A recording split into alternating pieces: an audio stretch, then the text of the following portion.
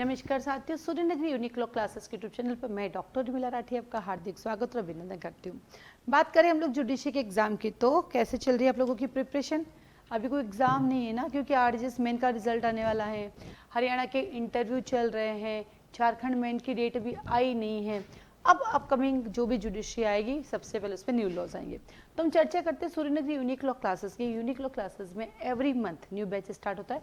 हमारा टारगेट होता है जैसे कि नया सब्जेक्ट नया बैच, क्योंकि हम ये मानते हैं कि सारे बच्चे एक साथ एक समय में एक जगह नहीं पहुंच सकते, इसलिए जैसे जैसे हमारे सब्जेक्ट कंप्लीट होते रहते हैं नया बैच आ जाता है हमारा। पुराने बच्चों के लिए उनके सब्जेक्ट चलते रहते हैं, नए बच्चों के लिए नया ऐड हो जाता है। हम लोगों का जो कोचिंग सेंटर है ना, वो पूरे साल चलता है। हमारे यहाँ पे पूरे साल ऐसा होता है, ऐसा नहीं है कि भाई अभी वैकेंसी नहीं है तो क्लास नहीं चलेगी, वैकेंसी आएगी तो ही क्लास चलेगी, ऐसा नहीं होता है। और सेकेंडरी, हम लोगों को पढ़ाने का जो वे है बिल्कुल स्कूल की तरह पढ़ाते हैं हम लोग। जैसे एग्जांपल मैं आपको बताती हूँ, मेरे हाथ में फ़िलहाल तो सीआरपीसी है, क्योंकि इन दिनों मेरे यहाँ पे जो बैचेस चल रहे हैं वो सीआरपीसी बीएनएसएस दोनों चल रहे हैं। मॉर्निंग में हमारा जो फाउंडेशन बैच चलता है वो 8:30 से 10:30 चल रहा है अभी, जिसमें भारतीय साक्ष्य अधिनियम और भारतीय नागरिक सुरक्षा संहिता चल रहा है। उसके बाद एपीओ का और एडीजे का बैच चलता है, जिसके अंदर हमारे आईपीसी और सीआरपीसी चल रही। तो फिलहाल वही बुक है मेरे पास। तो और अभी हम लोग सीपीसी स्टार्ट कर रहे हैं, राइट। तो हम लोगों का जो पढ़ाने का वो ये रहता है कि जैसे मान लीजिए मेरे हाथ में एक सेक्शन है, सेक्शन नंबर 50 ऑफ सीआरपीसी है। तो 50 ऑफ सीआरपीसी लाइक सेक्शन 50 कहता है हिंदी इंग्लिश दोनों में पढ़ते हैं। Person arrested to be informed of ground of arrest and of right to bail. गिरफ्तार किए गए व्यक्ति को गिरफ्तारी के आधार और जमानत के अधिकार को इत्तला दी जाना। तो सबसे पहले जो बच्चे बैठे हैं ऑनलाइन ऑफलाइन दोनों इक्वल चलता है, तो पहला काम है कि ये टाइटल अपने रजिस्टर में लिखें। उसका रीज़न ये है कि जब आप क्लास में आए हैं तो कुछ तो लिखें। दो तरह के स्टूडेंट आते हैं, एक है अपना रजिस्टर साथ में लेके साथ ही में नोट्स बनाते हैं, एक होते हैं जो सिर्फ अंडरलाइन करते हैं, उनको लगता है हमें सब आता है बस हम कर लेंगे। लेकिन हमारी क्लास में मैंडेटरी है, तुम्हें सब आता है तो भी तुम्हें लिखना है, तुम्हें कुछ नहीं आता तब भी तुम्हें लिखना है, क्योंकि लिखना तो बार बार है। तो सबसे पहले जब हमने सेक्शन 50 का टाइटल पढ़ा, हिंदी वाला हिंदी भी, इंग्लिश वाला इंग्लिश में लिखेगा। इवन तो हम इंग्लिश हिंदी वालों को कहते हैं कि आप इंग्लिश में भी लिखा करो, और हम इंग्लिश वालों को कहते हैं कि अगर तो आपको राजस्थान जुडिशरी का एग्जाम देना है तो आपको हिंदी के वर्ड्स भी पता होना चाहिए ताकि आप ऐसे अच्छे से लिख पाएंगे। बाकी स्टेट के लिए तो इंग्लिश सफिशिएंट होता है। Then subsection 1 and subsection 2। Subsection 1 आपसे क्या कहता है? सबसेक्शन 1 कहता है अरेस्ट के ग्राउंड बताओ। तो फिर हमारा दूसरा काम होता है कि बेटा आप जो सबसेक्शन 1 है इसका टाइटल बनाओ, inform to ground for arrest, आप बताओ लिखो। तो इंग्लिश वाला अपने इंग्लिश में टाइटल बनाएगा, ग्राउंड्स बताना है आपके, तो write down ground for information का, और हिंदी वालों को कहेंगे भाई आप गिरफ्तारी के आधार की सोचने के बाद लिख दीजिए। तो पहला हमारा टाइटल बन गया ग्राउंड्स, ठीक है। सेकंड में आता है कि उसकी बेल के बारे में इंफॉर्मेशन देंगे, तो लेकर सेकंड टाइटल बनेगा कि सभी बच्चे आपको लिखना है। सेकंड में लिखो बेल का राइट है आपके पास, बेल का राइट है उसकी इन्फॉर्मेशन दी जाएगी। हिंदी वाले लिखेंगे जमानत के अधिकार के बारे में बताना, इंग्लिश वाले लिखेंगे राइट फॉर बेल, ठीक है। अब जब हमने क्लोज 1 पढ़ा है तो उसमें क्या लिखा, उसकी ग्राउंड्स बताना है। तो हमने ये भी बताया कि सबसेक्शन 1 हमारा एक फंडामेंटल राइट है, तो ऑब्लिक करवाते हैं हम लिखाते हैं आर्टिकल 22, क्योंकि आर्टिकल 22 में कहा गया है कि जब कभी भी किसी को अरेस्ट किया जाता है तो उसको ग्राउंड, तो यहाँ पे हम जब पढ़ाते पढ़ाते हमें लगा कि राइट भी है, तो हमने वो राइट इसमें ऐड कर दिया। और आप मेरी बैरक देख सकते हैं, इसमें आर्टिकल 22 कहीं भी नहीं लिखा है। इस बैरक में पहले से कुछ नहीं लिखा हुआ है, सब कुछ यहाँ याद है, इतने सालों का प्रैक्टिस है। यहाँ आप देखो पूरा खाली है, कुछ नहीं लिखा हुआ है, ठीक है। लेकिन पढ़ाते मुझे क्लिक हुआ ओके हाँ बेटा ये भी है, तो उनको हाथों ऐड कराए ताकि उन्हें पता रही हमारा फंडामेंटल राइट है। सेकेंड आता है कि उसको अरेस्ट के ग्राउंड्स बताए, क्यों? क्योंकि अरेस्ट हमारा फंडामेंटल राइट्स है। लेकिन अगर किसी को ये बात पता ही नहीं है कि राइट है उसका बेल का, तो कैसे पता चलेगा? तो इसके साथ आप लिखो ऑब्लिक का आर्टिकल 21, क्योंकि आर्टिकल 21 में एल चंद्र कुमार के केस में, N Chandra Kumar versus Union of India के केस में कहा गया है कि हम लोगों को किस चीज का अधिकार है, हम लोगों को बेल का। तो जब पता ही नहीं तो कैसे आपको मिलेगी? हो गया। अब दोनों लिख दे जो एक्स्ट्रा चीजें थी, अब हम इसको रीडिंग कराते हैं, हिंदी वाले के लिए हिंदी, इंग्लिश वाले के हिंदी। 2 वे कम्युनिकेशन है, ऑनलाइन वाले बच्चों से भी हम रीडिंग कराते हैं ताकि वो नींद ना ले, 2 वे कम्युनिकेशन चलता रहे। ऑफलाइन वाले से भी हम चर्चा करते रहते हैं। तो आता है आपके पास subsection 1, every police officer other person, underline कीजिए चाहे पुलिस ऑफिसर या अदर पर्सन हो, arresting any person without warrant shall forward the communication to him full particulars of the offense for the which he is arrested of the ground for the such। किसी व्यक्ति को warrant के बिना arrest करने वाला प्रत्येक police अधिकारी या अन्य व्यक्ति उस व्यक्ति को अपराध को जिसके लिए उसे गिरफ्तार किया गया। देखो इन्होंने दोनों पॉइंट दिए, एवरी पुलिस ऑफिसर, अन्य व्यक्ति। अन्य व्यक्ति कौन हो सकता है? जिनको आपने ऑथराइज किया वारंट का एग्जीक्यूशन कराने के लिए, ठीक है। वारंट के बिना अरेस्ट करता है, चलो वारंट के बिना की बात करते हैं तो यहाँ पे पुलिस ऑफिसर है। अदर पर्सन कौन? जिसको आपने सेक्शन 43 के अंदर भी आपने उसको अरेस्ट किया है, तो यहाँ पे जो भी अरेस्ट करेगा चाहे वो पुलिस ऑफिसर या अदर पर्सन हो जो अरेस्ट करता है, सबसे पहले आपको ग्राउंड बताएगा कि आपको अरेस्ट क्यों किया गया। क्योंकि कभी किसी पर्सन को पकड़ते तो रीजन तो बताओ भाई तुमको पकड़ा किस लिए, वो बताता है। देन आता है आपके पास कम्युनिकेट, हिंदी वाले, किसी व्यक्ति को वारंट के बिना अरेस्ट करने वाला प्रत्येक पुलिस अधिकारी यानी व्यक्ति उस व्यक्ति को उस अपराध की जिसके लिए अरेस्ट किया गया पूर्ण विशिष्ट या ऐसी गिरफ्तारी यानी आधा तुरंत संसूचित किया जाएगा, तो इसको कम्युनिकेट करेंगे, ये उसका फंडामेंटल राइट भी है। नाउ सबसेक्शन टू इंग्लिश वालों, where a police officer arrest without warrant any person other than a person accused of non bailable offence. इसका तो अगर बेलेबल ऑफेंस है तो उसको बताओ तुम्हें बेल का ग्राउंड है, अगर नॉन बेलेबल है तो बताने की आवश्यकता नहीं है। तो किस मैटर में बात करेंगे, other than non bailable offence, he shall inform the person arrested that he is entitled to be released on the bail and that he may arrange of securities on his behalf। आपको bell का right है और आपने surety को produce कर सकते हैं अपने बेल के लिए।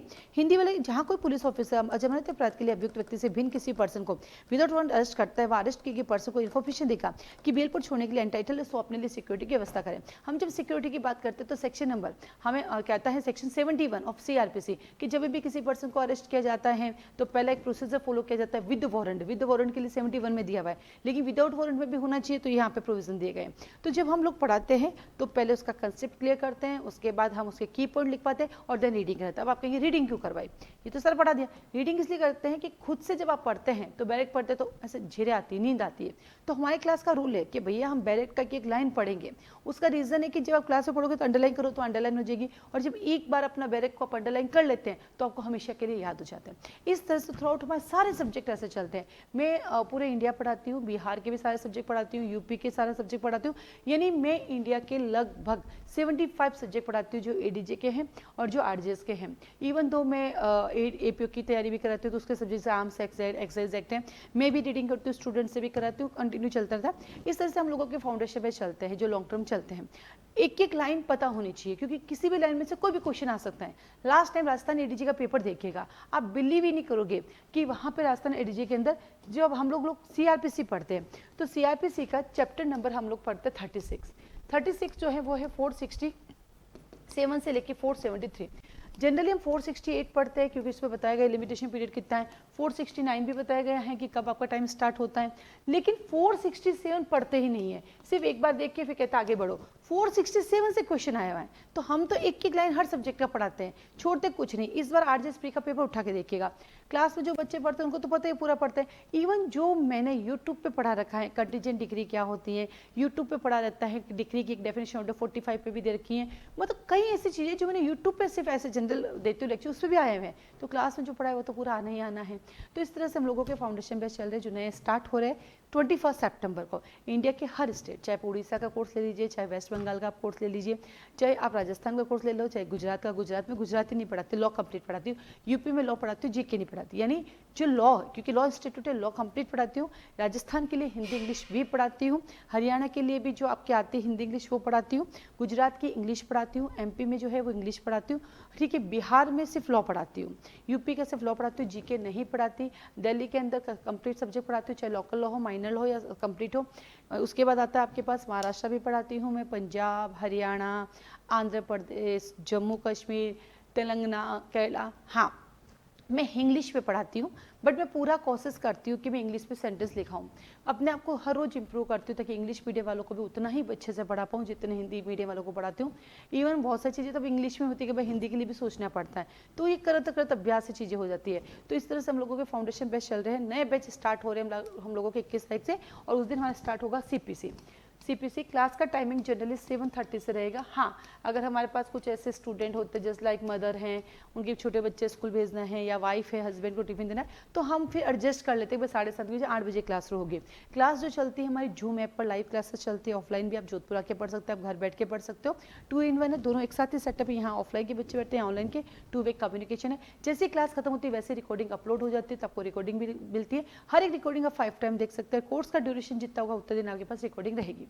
अब आता है फीस स्ट्रक्चर क्या होता है, अगर हर स्टेट को पढ़ते हैं या पूरा इंडिया लेते हैं। पूरा इंडिया लेता है तो उसका एक फीस स्ट्रक्चर अलग होता है, स्टेट वाइज लेते हैं, जैसे राजस्थान है तो उसका अलग फीस है, यूपी लिया तो अलग है, अगर आपने 3 स्टेट को मर्ज किया तो उसकी अलग फीस है। आप सिंगल सब्जेक्ट भी ले सकते हैं, हाँ वो थोड़ा महंगा पड़ता है, बट सिंगल सब्जेक्ट भी अवेलेबल है हमारे पास, वो भी ले सकते हैं। इवन तो अभी हम लोगों ने मंथली भी स्टार्ट कर दिया, जैसे कई बच्चे आते हैं मंथली फीस ले लो, तो मंथली फीस थोड़ी सी महंगी पड़ेगी जो कि फाउंडेशन बैच के होते हैं, लेकिन मंथली भी मतलब फ्लेक्सीबल, आप मंथली भी ले सकते हैं। वो 2 साल आपका कोर्स चलेगा तो 2 साल की फीस लगेगी एवरी मंथ के हिसाब से।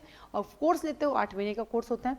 मॉर्निंग इवनिंग दोनों क्लासेस चलती है, बट अभी इवनिंग में हमारे सिर्फ एडीजी के बेचेस चल रहे हैं, राजस्थान एडीजी के, छत्तीसगढ़ एडीजी के, तो अभी सिर्फ मॉर्निंग बैच है। 25 नवंबर से इवनिंग बैच भी स्टार्ट हो जाएगा।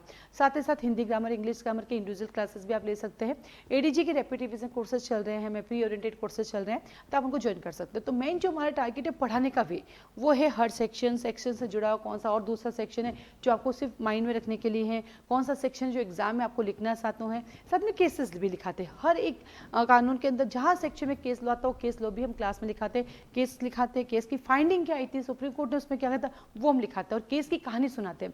जैसे एग्जाम्पल आता है हमारे पास के बारिंदर कुमार घोष वर्सेस एम्परर है, उस केस में हुआ क्या था, तो उसको इसमें बारिंदर कुमार जो है 5 लोगों के साथ बैंक को लूटने के लिए गए थे। बारिंदर कुमार गाड़ी में बाहर बैठे थे, 1-2 जने जो गेट पे खड़े थे, 3 अंदर गए थे। अंदर जब लूट रहे थे तो वहाँ एक क्या बोलते हैं, वहाँ पुलिस ऑफिसर मतलब पुलिस बाबू बैठा था, वो आनाकानी कर रहा था, तो उसको उन्होंने मर्डर कर दिया और देन वो भाग के आए, बारिंदर कुमार की गाड़ी में बैठ के रबर हो गए।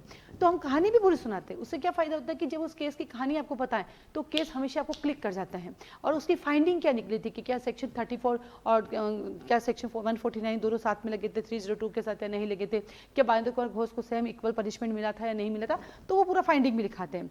तो लगभग हम सारे चीज़ों में केसेस लिखा रहे हैं, क्योंकि अब आने वाले दिनों में जहाँ भी जाओ केसेस मिलते हैं। साथ ही साथ पढ़ाने के अंदर जो हम लोग एग्जाम्पल्स भी देते हैं वो पूरा का पूरा वही वे रहता है जो एग्जाम में आता है, मतलब सारा समझा के देते हैं, ABC से ना करके हमारे स्टूडेंट्स के नाम के थ्रू हम उसको समझाते हैं ताकि इजी वे में समझ में आता है। इस तरह से हम लोगों की क्लासेस रहती है। फीस हम लोग ज़्यादा रखते हैं, स्टूडेंट कम रखते हैं, नंबर ऑफ स्टूडेंट कम रखते हैं, क्योंकि हर बच्चे का नाम मुझे पता होना चाहिए। डेली रिवीजन होता है, हर बच्चे से पूछते हैं चैप्टर 1 क्या है, 2 क्या है, 3 क्या है, 4 क्या है, सेक्शंस क्या है, बीच बीच में सेक्शंस पूछते हैं, सेक्शन 1 बताइए, फिर 11 बताइए, 21 बताइए, 31 बताइए, ऐसे सीरीज चलती है। दूसरे बच्चे के 2 बताएगा, 12 बताएगा, 22 बताएगा, 32 बताएगा, तीसरा बच्चा 3 बताएगा, है ना, 13 बताएगा, 23 बताएगा। इवन जब किसी बच्चों का कोर्स बहुत सारा हो जाता है तो हम ये पूछते हैं बेटा बताओ सेक्शन 5 आपका BNSS क्या है, सेक्शन 5 BSA क्या है, सेक्शन 5 BNS क्या है, सेक्शन 5 CPC क्या है, सेक्शन 5 काउंटर क्या है, मतलब थोड़ा आउट चलता रहता है। आपको कभी भी लगता है कि हम कैसे पढ़ा रहे हैं, आपके आसपास कोई ऐसे स्टूडेंट है जिन्होंने यूनिक्लो क्लासेस ज्वाइन कर रखा है या कभी किसी टाइम के, उनसे सलाह ले लीजिए कि क्या हमें कोई ज्वाइन करनी चाहिए कि नहीं, ये क्लास कैसे पढ़ाती है। इसके अलावा मेरा पढ़ाने का और क्या तरीका है, क्या इन दिनों आप मेरे वीडियोज़ देखिए, उन सारे वीडियोज़ में मैंने क्लास में जो पढ़ा रही हूँ, कई मैंने ऐसे लाइव क्लासेस है जो सीधे मैंने आपको अपलोड कर दिया। ऐसा भी नहीं है कि मैं रिकॉर्डिंग अलग बनाती हूँ पढ़ाता हुआ अलग नहीं, जो मैं क्लास में पढ़ा रही हूँ उनको भी मैंने कई बार अपलोड कर रखा, वहाँ से देख सकते हैं। डेमो क्लासेस ले सकते हैं आप, डेमो क्लासेस के लिए एक रजिस्ट्रेशन फॉर्म भरना पड़ेगा, रजिस्ट्रेशन फीस सबमिट करनी पड़ेगी। आप डायरेक्ट हमारे ऐप से जाके भी डेमो क्लासेस ले सकते हैं, लेकिन हाँ हमारे डेमो क्लासेस फ्री नहीं। उसका रीज़न ये है क्योंकि ऑलरेडी 1000 से ज़्यादा वीडियो हमारे डले हुए हैं यूट्यूब पे, वहाँ मैंने कई सारे टॉपिक पूरे रेंट कंट्रोल एक्ट पूरा पढ़ा रखा है, प्रोबेशन एक्ट पूरा पढ़ा रखा है, इसके अलावा जितने भी दूसरा सब्जेक्ट, किसी का चैप्टर 1 पूरा पढ़ा रखा है, किसी का चैप्टर 2 पूरा पढ़ा रखा है, और इस देर के वहीं से आपको आइडिया लग जाता है फ्री डेमो के लिए। लेकिन अगर क्लास में आपको कंटिन्यू करना है, न्यू बैच ज्वाइन करना है, तो आपको 3 डेज का डेमो के लिए फीस अलग पे करनी पड़ेगी, लाइक रजिस्ट्रेशन फीस रहेगी। तो क्लास से रिलेटेड आपकी कोई क्वारी है वो आप हमसे कर सकते हैं। अब आप हाँ एक चर्चा करते हैं थोड़ी सी, जब आपके साथ बैठी हूँ तो बात करते हैं हमारे BNSS की, BSA की, BNS की। अभी दिक्कत क्या आ रही है सबसे ज़्यादा कि पहले तो इनकी बैरेट कौन सी पब्लिकेशन के लिए, देखो जो इंग्लिश मीडियम वाले हैं, जो प्योर इंग्लिश मीडियम जिनको हिंदी की रिक्वायरमेंट ही नहीं होती है, तो उनके लिए तो यूनिवर्सल अपने आप में बेस्ट है, क्योंकि वहाँ पे एरर बहुत कम मिलती है, टाइपिंग एरर, तो वो तो अपने आप में सफिशिएंट। लेकिन जब डिग्लोट की बात करते हैं तो सो मेनी कन्फ्यूजन। अब तक मैं 4 तरह के बैरेट खरीद चुकी हूँ, मतलब मैंने 4 अलग अलग पब्लिकेशन के बैरेक ले लिए हैं, लेकिन सब में कुछ न कुछ कमियां हैं। कभी गजट नोटिफिकेशन में कमी की वजह से कमी है, तो कहीं बार पब्लिकेशन की वजह से। अब आप जब सिंगल खुद से पढ़ते हैं तो आपको पता नहीं, तो हिंदी मीडियम वाला इंग्लिश पढ़ेगा नहीं, तो उसको पता नहीं चलेगा कि हिंदी में कितनी गड़बड़ियाँ हैं। ठीक वैसे इंग्लिश में जो कन्वर्ट हुआ है हिंदी से इंग्लिश, वो भी डिग्लोट लाता है, तो उसको भी दोनों लैंग्वेज पढ़नी पड़ेगी, क्योंकि बहुत सारी ऐसी चीज़ें हैं जो गजट नोटिफिकेशन में गड़बड़ है, तो कई बार गजट नोटिफिकेशन सही है तो लेकिन उनके ट्रांसलेशन में गड़बड़ियाँ हैं। तो दिक्कत सबसे ज़्यादा आती है कि आपको कौन सी पब्लिकेशन का जो है लाना चाहिए, बेस्ट क्या है। देखो मैं CLA ला चुकी हूँ, मैं ALP का भी ले चुकी हूँ, मैं CLP का भी ले चुकी हूँ, मैं NG पब्लिकेशन का भी ले, और मेरे पास तो चारों ही है, क्योंकि हमें कंपैरिजन करना होता है। अब जब कई बार चीज़ें नहीं पता चलती तो वो तो क्लास में स्टूडेंट हो तो पता चल जाती है मैडम इसमें ये गलत लिखा है, ये सही लिखा है, तो इसलिए तो आपको डिग्लोट में तो सोच समझ के ही लेना पड़ेगा। और इंग्लिश मीडियम वालों के लिए कोई इशू है नहीं, आप यूनिवर्सल अपने आप में सफिशिएंट होता है।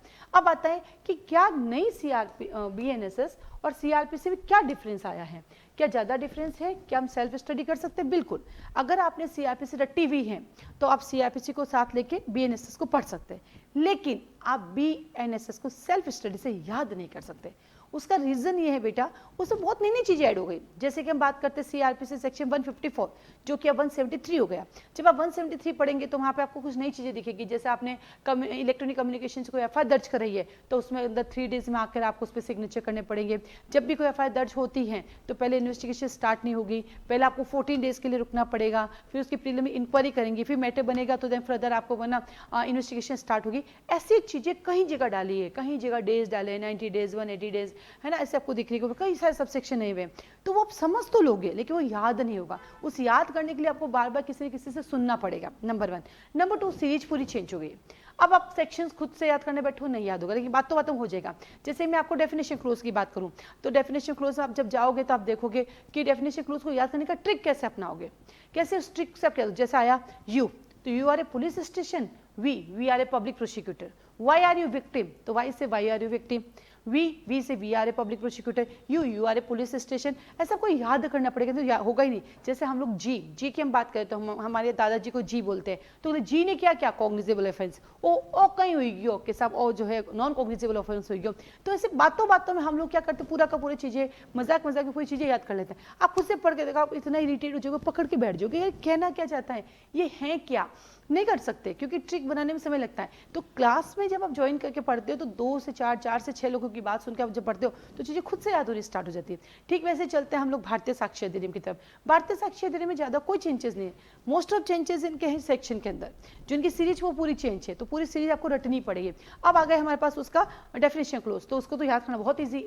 ए में कोड गई, बी के अंदर मैंने कंक्लूसिव प्रूफ दिया, सी के अंदर मेरा डिसप्रूव गया, डी फॉर डॉक्यूमेंट आ गया, ई फॉर एविडेंस लेकर आई, एफ फॉर फैक्ट दिए, जी फॉर क्या हुआ, तो जी फॉर फैक्ट इशू आ गया, एच में प्रिजम्पशन कर दिया, जी एच आई मेरा नॉट प्रूव हो गया, जी एच आई जे में प्रूफ कर दूँ तो ऐसे हमने याद किया, जे में प्रूफ कर दूँ तो हो गया मेरा प्रूफ, जे के एलिमेंट रेलिवेंट हो गया, जे के एल फॉर शेयर, ये लो डेफिनेशन क्लोज आपका याद हो गया। तो कई बार हमें चीज़ों को किसी के साथ जब मिलके पढ़ते हैं तो वो जल्दी याद होती है। बाकी सेल्फ स्टडी करो, सेल्फ स्टडी में आप सेल्फ स्टडी कर पाएंगे ना, तो कभी कंसेप्ट क्लियर होगा ना उसका मीनिंग, क्योंकि कानून तोड़ के पढ़ना पड़ता है। वो तभी होता है जब 2 लोगों से मिलके पढ़ते हो। तो आप सेल्फ स्टडी कर सकते हैं, पर मैं ये नहीं कहती रट सकते हो।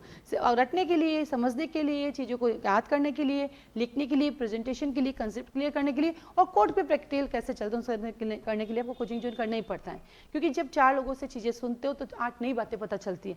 खुद से करते हो तो हमें लगता है, कई बार आप देखना खुद से पढ़ के कई चीज़ें आप मिस हो जाती है। जैसे आप क्वेश्चन सोल्व करते हो, ये लाइन कहाँ थी, फिर जाके मैच करते हो, अच्छा ऐसी लाइन थी। बाकी कंपैरिजन करके आप उनको ठीक कर सकते हो, आप नए लॉ को पढ़ सकते हो, नया क्या क्या है वो देख सकते हो। ठीक है, फिर आता है हमारे पास आपका BNS, ये तो भाई पूरा ही चेंज ही हो गया है। इसके अंदर कंटेंट इज सेम है, लेकिन उनको इतना घुमा फिरा के कर दिया है कि एक बार तो आपको पूरा ढंग से किसी से समझना ही पड़ेगा।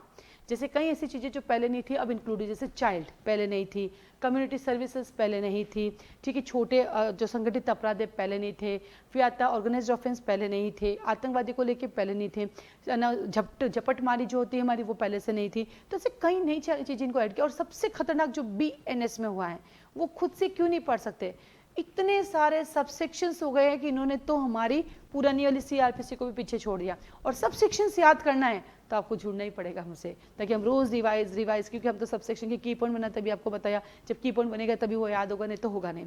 तो इस तरह से हम लोगों का एक बार BNS हो चुका है, रिकॉर्डिंग अवेलेबल आप ले सकते हैं। रिकॉर्डिंग क्लासेस का फीस भी हमारे सेम ही रहता है। बाकी क्लास में इन दिनों हमारा BNS और BNSS चल रहा है और ये रोटेशन चलता रहता है, हम लोगों के आते रहते हैं।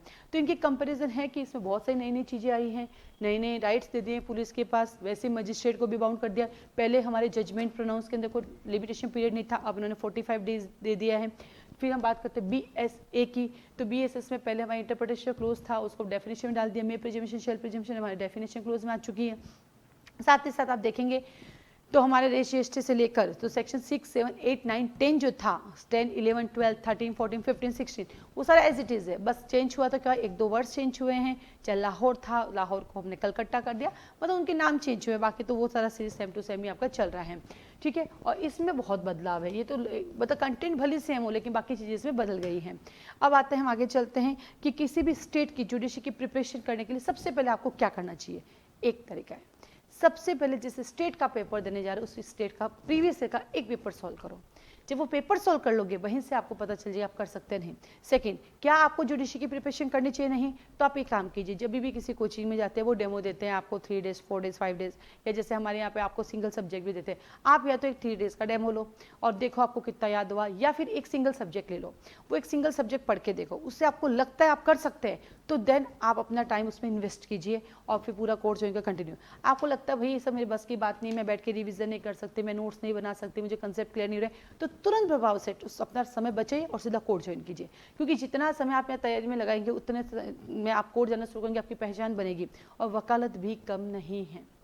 एक बार अगर आपकी वकालत जम गई ना तो वो कहना जो वकालत में मजा है वो कहीं पर भी नहीं है, क्योंकि विदाउट वकील के जैसे आप जजमेंट भी कैसे देंगे, तो उसका अपना एक वैल्यू है। तो जितना समय आप यहाँ इन्वॉल्व करेंगे उतना वहाँ पे लगाएंगे तो आप एक अच्छी वकालत भी कर सकते हैं। तो उसमें आपको जज करना पड़ेगा कि क्या मैं कर सकती हूँ या क्या मैं नहीं कर सकती हूँ, क्योंकि देखो वकालत करने जाओगे तभी पेशेंस चाहिए और कोचिंग में पढ़ना है तो तभी पेशेंस चाहिए, अगर आपको स्टडी करनी तो पेशेंस चाहिए, लेकिन इन सब के साथ पैसा चाहिए, पेशेंस के साथ पैसा। क्योंकि जब आप LLB कंप्लीट कर चुके होते हैं, इसीलिए मैं कहती हूँ कि LLB के साथ ही जुडिशरी की प्रिपरेशन करें। LLB कंप्लीट करने के बाद घर से भी कहा जाती है बेटा आप कमाना स्टार्ट करो, कब कमाओगे, आप 22 ईयर्स के हो रहे हो, 23 के हो रहे हैं, 21 के हो। देखो जो 21 ईयर में LLB कर रहा है उसको कोई इशू नहीं है, लेकिन जो बच्चा 23 में 24 25 में कर रहा है तो उनके तो घर से कहा जाती है भैया कमाना शुरू करो, तो उसके पास चॉइस नहीं बचती, तो कई बार आपको पार्ट टाइम जॉब भी करना पड़ता है, एटलीस्ट अपनी फीस और अपना खर्चा निकालने के लिए आपको करना पड़ता है। तो ये सब मैंडेटरी है, क्योंकि हम इंडिया के वो लोग कमाओ पढ़ो पढ़ो कमाओ, हर 100 में से 20 बच्चों को शायद सुविधाएं मिलती है, 80 बच्चों को बनानी पड़ती है, तो वो भी एक पार्ट है आपके जीवन का, सपना आपको पूरा करना होगा। तो ये सब मैनेज करते हुए अगर आपको लगता है कि आप जुडिशरी प्रिपरेशन कर सकते हैं तो ज्वाइन करें, आपको लगता नहीं कर सकते तो समय पे अपना वकालत करें। वहाँ अगर आप ऑनेस्टी के साथ 1100 दिन ढंग से काम कर लेते हैं, क्योंकि किसी भी चीज़ में सफलता प्राप्त करने के लिए 1100 दिन चाहिए, अगर आपने 1100 दिन डेडिकेशन रख लिया अपना वकालत में तो उसके बाद जो आपकी वकालत चलेगी आप सोच ही नहीं पाएंगे अरे भाई इतना भी हो सकता है। और ये जो लोग कहते हैं विरासत में वकालत नहीं मिली है, अरे विरासत बनाओ ना, शुरुआत कभी ना कभी तो आपके भी दादाजी ने परदादाजी ने पिताजी ने की होगी, आप अपनी विरासत बनाओ अपने बच्चों के लिए। तो वकालत की विरासत तो बनाने के लिए मेहनत करनी पड़ती है, तो आप वकालत इससे अच्छा ऑप्शन है, साथ में आप कर सकते हैं। लेकिन आपको लगता है कि मैं पढ़ ली LLB कर लिया मैं पढ़ाने लग जाऊँ, इससे अच्छा वकालत कर लो, पढ़ा दे ठीक है। मैं भी तो खुद ही जुडिशरी की प्रिपरेशन करी थी, खुल गया कोचिंग चल गई, लेकिन आज भी एग्जाम देती हूँ भैया, या तो जज बनो या वकील बनो, क्योंकि ये लॉन्ग टर्म नहीं, यहाँ रोज कंपटीशन है, रोज नई चीजें नए इनोवेशन करने होते हैं। इसमें तो आप अपना एक ट्रेंड चलाओ ना, या तो जज बन के अपना जज का काम करो या वकील बन के वकालत का काम करो, लेकिन ये दोनों अच्छा चॉइस है। बाकी कोचिंग भी पढ़ाओ नो इश्यू, लेकिन जब कोचिंग खोलते तो सो मेनी इश्यूज वो आपके साथ साथ चलेंगे, वो भी हडल्स को अगर आपको बियर करना आता है तो खोलो, नहीं तो ये 2 ऑप्शन रखिए। तो हम लोगों के नए बैचेस स्टार्ट हो रहे हैं 21 सितंबर से, क्लास की क्वारी जो भी आप मुझे कॉल कर सकते हैं। मान लीजिए वीडियो बाद में देखते हैं तो आप कभी भी ज्वाइन कर सकते हैं, मीट में भी ज्वाइन कर सकते हैं, क्योंकि स्टार्टिंग की वीडियोस मिल जाते हैं, लाइव क्लासेस की वीडियो हाथों हाथ अपलोड होती है वो मिल जाती है, इस पर कोई इशू आता नहीं है। क्लास की अधिक जानकारी के लिए आप मुझे कॉल मैसेज कर सकते हैं। आज के लिए धन्यवाद।